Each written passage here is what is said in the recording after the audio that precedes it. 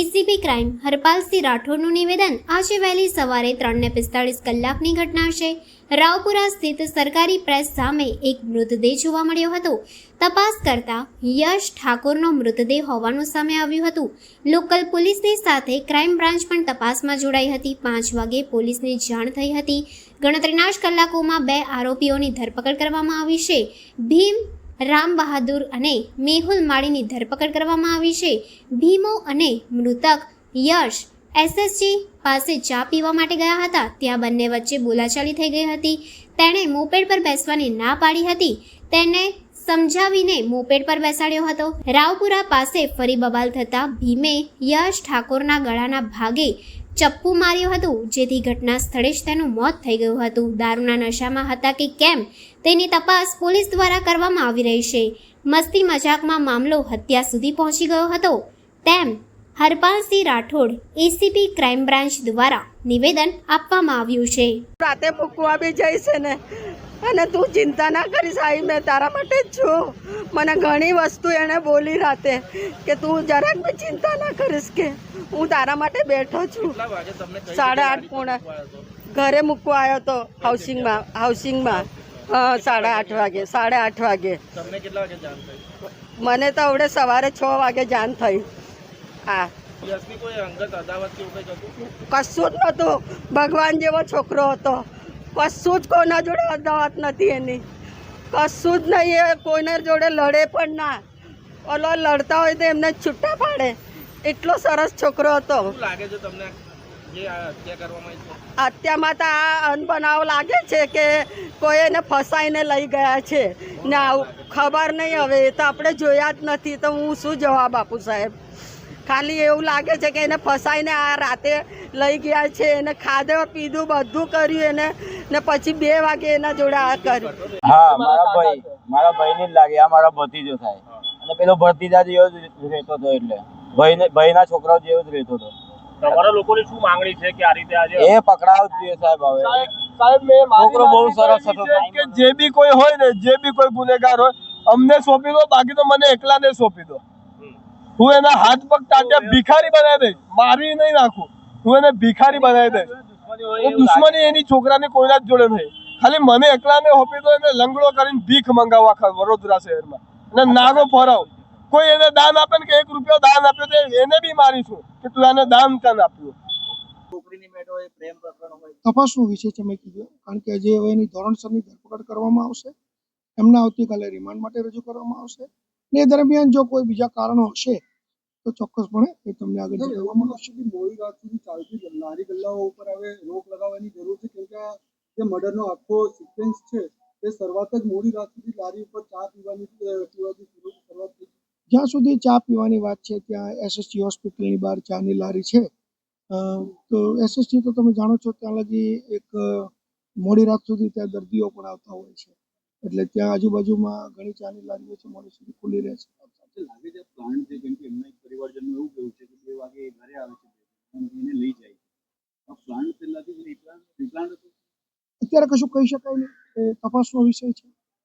આરોપી બાકી પહેલા આ જે ભીમ બહાદુર અને જે મેહુલ છે એ બંને સાથે છે, અને પછીથી આને બોલાવે છે, એ વસ્તુ સાચી છે। ગુનામાં બીજા કોઈ આરોપી છે કે આ 2 જ છે? અત્યારે તો એમની કબૂલાત મુજબ 2 જ આરોપી છે।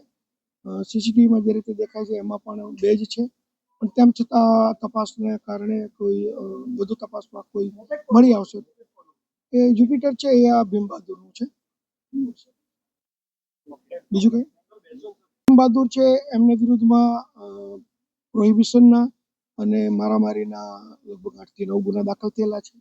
અગાઉ એક મકરપુરામાં મર્ડર થયેલું, એમાં પણ તેઓ સગીર હોવાના કારણે વધારે એના ઉપર કાર્યવાહી નહીં થયેલી, પણ જે તે વખતે પણ એની સગીર હોવાથી ધરપકડ કરવામાં આવેલી, અને ત્યાં તે રિમાન્ડ હોમમાં એ 15 થી 20 દિવસ રહેલાની હકીકત મળેલ છે।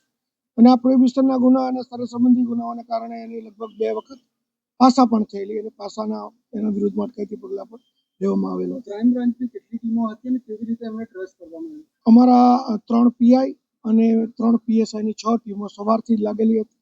અલગ અલગ ટીમો બનાવીને ગુનાની ઇતિહાસને ધ્યાને રાખીને, અને એ જ્યુપિટરનું જે વર્ણન મળ્યું હતું એને આધારે અને સીસીટીવીના આધારે કઈ બાજુ એમનો રૂટ જાય છે એ બધું અલગ અલગ ટીમોએ અલગ અલગ કામગીરી વહેંચી લીધેલી અને ગણતરીના કલાકોમાં અમને આ ગુનાનો ભેદ ઉકેલવામાં સફળતા મળી છે. આરોપીને કઈથી પકડવામાં આવ્યો છે? પણ એક બોલ આરોપીને કઈથી પકડવામાં આવ્યો? આરોપીને તરસાલી બાજુથી જ અમને મળી આવેલા છે.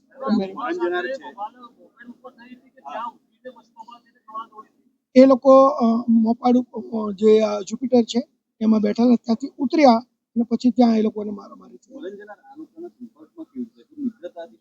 આ લોકો મિત્ર હતા એકબીજાના, ઘણા સમયથી મિત્રો હતા, સાથે હરતા ફરતા. એવું એ તપાસનો વિષય છે. તપાસ દરમિયાન હજી એના રિમાન્ડ લેવામાં આવશે આરોપીને, અને શું કારણ, જો કદાચ કોઈ બીજું કારણ છે કે કેમ એ હશે તો જણાવવામાં આવશે. પરંતુ પ્રાથમિક તપાસમાં એવું જાણવા મળ્યું છે કે ચા પીધી ત્યાં લગી એ લોકોને કોઈ બીજી માથાકૂટ નહોતી.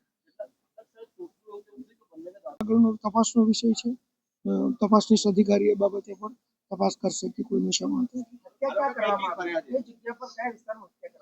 હત્યા ત્યાં જ્યાં સરકારી પ્રેસ છે એની બહાર જ્યાં ફૂટપાથ છે ત્યાં જ એમની હત્યા થઈ. એ ખાલી એકબીજાની મસ્કરી કરતા હતા, એમાંથી વધારે બોલાચાલી થઈ ગઈ એવું એમનું પ્રાથમિક રીતે કહેવું છે. એક જ ઘા માર્યો છે એવું એમનું કહેવું છે. બાકી પોસ્ટમોર્ટમ રિપોર્ટના આધારે જાણવા મળશે. જો કદાચ બીજી ઈજા હશે તો એ જાણવા મળશે. હથિયાર ક્યાંથી લાવ્યો તો એની કોઈ પૂછપરછ? ના, હજી એ કોઈ પૂછપરછ અમે કરી નથી અને હથિયાર પણ હજી અમારા સુધી હજી નથી આવ્યું. એણે ગુનાની કબૂલાત કરી છે. હથિયારની તપાસનીશ અધિકારી રિમાન્ડ દરમિયાન કરશે.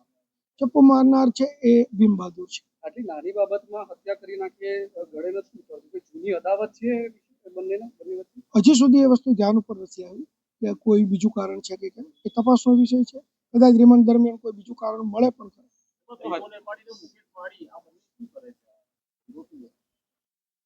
ના, આમ તો આ લોકો એની વિરુદ્ધમાં મેં કીધું ભીમ બહાદુર છે, એના વિરુદ્ધમાં પ્રોહિબિશનના ગુના પણ છે, મારામારીના. એટલે કોઈ સ્પેસિફિક કોઈ ધંધો કરતો નથી. એ ત્યાં તરસાલી બાજુ જ ગયેલા જ્યાં રહેવાનું હતું. આપણે લગભગ એ સવારે 8:30-9 સુધીમાં આપણને મળેલી.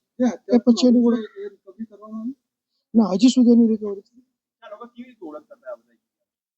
એકબીજા સાથે મિત્રતારીમાં હતા, કારણ કે એ લોકો સાથે સમી સાંજે જ ભેગા થઈ ગયેલા. તરસાલી સર્કલ પાસે પણ એ મોડે રાત સુધી બેઠેલા અને પછી ચા પીવા માટે સાથે આવેલા. એટલે મિત્રચારી હોય એવું બની શકે. મૃતકનું ફેમિલી બેકગ્રાઉન્ડ? મૃતકના માતા પિતા નથી એવું પ્રાથમિક રીતે જાણવા મળેલું છે. એના માતા છે એ 25 વર્ષ પહેલા મરણ ગયા છે અને એના પિતા છે એ 2023માં મરણ ગયા છે. એટલે એ એકલો જ રહેતો હતો એવું એમનું.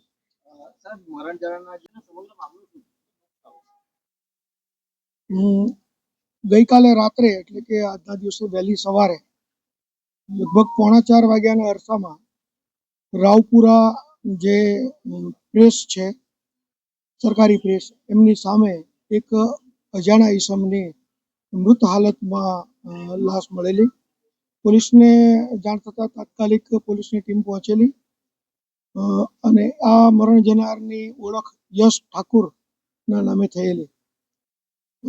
સીસીટીવી કેમેરા, અન્ય સર્વેલન્સ અને હ્યુમન રિસોર્સિસના આધારે લોકલ પોલીસની ટીમો, એલસીબી અને સાથે સાથે ક્રાઇમ બ્રાન્ચની ટીમો પર આ ગુનો શોધવા માટે અલગ અલગ ટીમો બનાવીને કાર્યરત હતી. અને એમાં ગણતરીના કલાકોમાં જ આ બનાવની જાણ પોલીસને 5 વાગ્યાના અરસામાં થયેલી અને લગભગ 3 થી 4 કલાકમાં જ પોલીસને આની ભાળ મળી ગયેલી. અને આ કામે અમારા ક્રાઇમ બ્રાન્ચની ટીમો દ્વારા 2 આરોપીની ધરપકડ કરવામાં આવી છે. એમાં એક છે ભીમ બહાદુર ઉર્ફે ભીમ ગોપાલ બહાદુર સોની, જે નેપાળનો વતની છે, અને બીજો છે મેહુલ ઉર્ફે સન્ની મહેશભાઈ માળી. આ બંને આરોપીઓને પૂછપરછ કરતા તેઓએ આમ તો એકબીજાના મિત્રો હતા. તરસાલી મોડી રાત સુધી એ લોકો સાથે હતા અને પછી એક જ જુપિટર મોટરસાઇકલ ઉપર, કે જે જુપિટર મોટરસાઇકલ છે એ આ ભીમ બહાદુરનું હતું. પેલો એસએસજી હોસ્પિટલની બહાર ચા પીવા માટે આવેલા. ત્યાં ભીમ બહાદુરના એક ભાઈની ચાની કેટલી છે ત્યાં, અને ત્યાં એ લોકોને અંદર અંદર મજાક કરતા બોલાચાલી થયેલી અને થોડી મારામારી પણ થયેલી. અને ત્યાં આ મરણ જનારે એક જુપિટર ઉપર નહીં બેસવાની પણ વાત કરેલી, પણ પછી એને સમજાવીને ફરી વખત બેસાડી અને આ ગુનાવાળી જગ્યા સુધી લાવેલા. ત્યાં ફરી વખત બંને નીચે ઉતરીને મારામારી કરતા આ ભીમ બહાદુરે એને ગળાના ભાગે આંસળીના હાડકા નજીક છરી મારી દીધેલી અને ત્યાં જ એનું મોત નીપજેલું. અને ત્યાર પછી આ બંને જે મહેશ માળી છે, મેહુલ માળી છે, એ અને આ ભીમ બહાદુર બંને સુપીરિયર લઈને ત્યાંથી નીકળી ગયેલા. આ બંનેની ધરપકડ કરી છે અને આગળની તપાસ જ્યાં રાવપુરાના પીઆઈ જાદવ કરી રહ્યા છે એમને આ બંને આરોપી સોંપવામાં આવશે. આગળની કાર્યવાહી તેઓ કરશે. આવી જ લેટેસ્ટ અપડેટ માટે જોતા રહો ગુજરાત જનતા ન્યૂઝ વડોદરા.